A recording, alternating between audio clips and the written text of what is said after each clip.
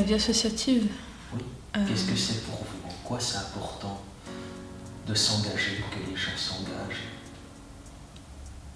C'est pour faire vivre la société, de développer l'entraide, de souder la communauté.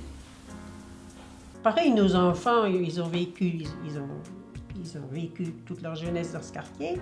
Ils ont fait des connaissances avec des enfants d'autres pays. Et ça n'a jamais été un handicap pour eux. On a un très fort lien social ici, parce que sur le terrain, on accueille des personnes. Allez, je reprends des plus petits de 2 ans jusqu'à plus de 70 ans. Toutes catégories socio-professionnelles, ça va de la personne en demande de papier jusqu'au directeur d'entreprise. Tout le monde est mélangé. Et l'année dernière, on avait réussi quand même à faire cohabiter 3 religions différentes. Je me rappelle m'être fortement accrochée avec une femme qui disait oui, tous ces étrangers qui arrivent dans les écoles, qu'est-ce que nos enfants vont devenir, ils vont plus rien apprendre. Je dis mais arrêtez, c'est vous. Je dis vous pouvez quand même le soir aider vos enfants à faire vos devoirs dans le primaire, il n'y a pas de problème. Tandis que ces enfants qui arrivent, que leurs parents ne connaissent pas un mot de français, ne me dites pas que c'est nos enfants qui sont défavorisés. C'est plutôt eux, si on ne leur amène pas tout ce qu'il faut, ils n'arriveront pas. Puis on s'aperçoit que sur le quartier, il y a un tas d'enfants de toutes nationalités qui ont réussi. Par exemple, moi, à la base, je suis une jeune issue des quartiers. À Loisir Pop, on m'a appris à me mélanger avec des enfants des villages, ce que je n'aurais pas forcément fait de moi-même dans ma vie personnelle, parce que tout simplement, je ne connaissais pas.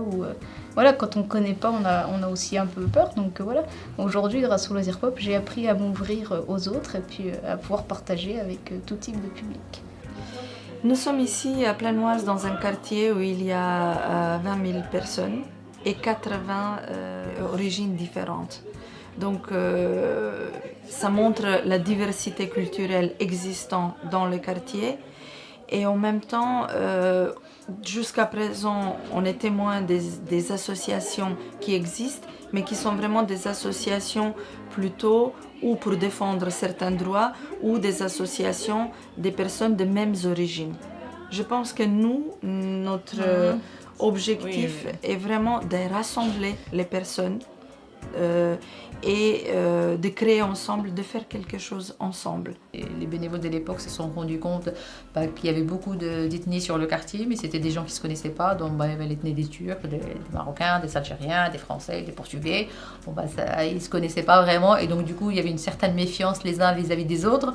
Donc ils ont décidé de créer ce qu'on appelle les rencontres interculturelles. C'est le fait de se retrouver avec toutes ces différentes cultures, d'apprendre à se connaître, à se parler pour avoir moins de méfiance. Donc il y a eu différentes thématiques, comment ça se passe le mariage dans les différents pays, comment ça se passe le baptême, et ils se sont rendus compte qu'en fait il y avait plein de points communs. Donc c'était vraiment créer la convivialité et sur le quartier des Champs-Montants avec les différentes ethnies.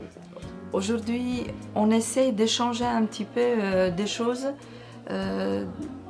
finalement de donner un rôle actif aux personnes. C'est-à-dire dans notre association aujourd'hui, Miroir des femmes reflet du monde, on essaie de valoriser chacun et chacun devient acteur. Il participe dans les activités. Par exemple, pour que ça soit plus clair, qu'est-ce qu'on fait ici? Marielle a parlé de la cuisine, on continue, ça ressemble les cultures, les personnes, les gens. Oui, ce repas multiculturel, en fait, c'est aussi des occasions où chaque personne venant d'un pays différent, qu'elle puisse se présenter à travers d'un plat, en le préparant avec les autres, mais en même temps, elle présente aussi sa culture, sa langue.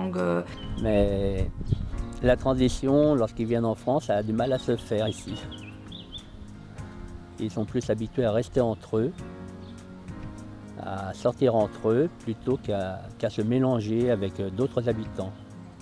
Parce qu'ici, on le voit bien sur le quartier, nous avons des secteurs où les habitants et habitantes vont faire des actions entre elles. D'autres secteurs, ce sera d'autres actions, on le voit par origine. Et avec la maison de quartier, on essaye de faire un mix de tout ça, aussi bien lors d'activités, de pique-niques sur le terrain, d'opérations portes ouvertes. Mais ça a du mal à se lancer quand même. Depuis qu'on fait ce boulot-là, dans le cadre du contrat de ville, on a toujours On travaille avec Alonso-Saunier, plusieurs écoles. Il y a des écoles de zone prioritaire et on a toujours négocié avec les gens du contrat de ville et la ville à intégrer des écoles du centre-ville, de milieux plus bourgeois, pour mélanger ces enfants-là. Ça apporte que déjà les enfants se découvrent, que dans la forme du travail qu'on a, ils jouent ensemble, ils parlent ensemble. C'est le dernier spectacle on a eu cette année, on a eu sur le plateau, c'était assez étonnant, on a eu une troupe quoi. Et il y a tout un travail qu'on a fait l'année dernière, il y a 2 ans, aussi il y a 3 ans, où on fait traduire le texte par les enfants d'origine étrangère, par leurs parents évidemment. Et dans la production finale, il y a des interventions de différentes langues. C'est assez compliqué parce que moi je ne comprends pas le turc, hein. Alors il me raconte ce qu'il veut, hein, par exemple. Mais non, il ne me raconte pas ce qu'il veut. Et après, tout le monde apprend les phrases. À la fin du spectacle, tout le monde sait les phrases en turc, les phrases en espagnol, les phrases en tout, et puis ils jouent avec ça dans la cour.